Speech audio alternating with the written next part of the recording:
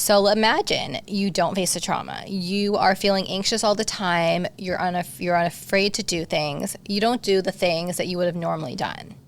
So for example, I worked with this girl, a college student. She was assaulted sexually, harassed for a long period of time. She stopped going out with her friends. A college girl who was always a straight A student started to fail. She couldn't wear normal fitting clothing. She couldn't wear makeup. She couldn't wear her hair down. She started to isolate. And she even said her coloring was off, comparing pictures before and after working with me. So I always start with a piece of education. You know, this part showing people, look at where you are right now. Is this somewhere you're comfortable? Yeah. Because exposure therapy isn't comfortable, let's be honest. Yeah. I don't think anyone wants to do exposure therapy, but it's effective. What we do with prolonged exposure is I start off with the education.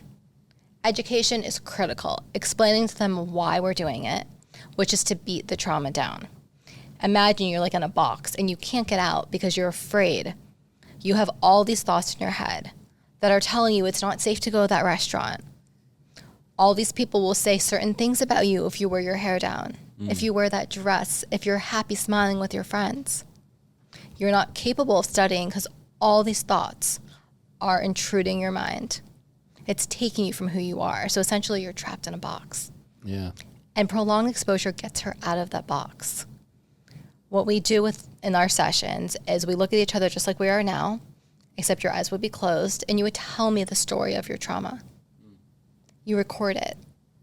And then your imaginal exposure piece at home is you listen to it. Each and every day you listen to it between sessions. And over the course of time, by listening to it and then talking about it with me and then recording yourself again with me, we decrease your subjective units of the stress. Then there's the in vivo part, and that is you actually doing things.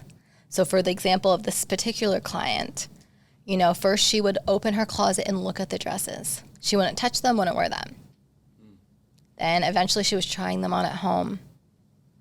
Then eventually she was do the same thing with her hair and makeup. And then by the time we finished, she was able to do all that and go out to dinner with her friends in a popular, trendy area. Right now, I'm so proud to say she's actually studying abroad.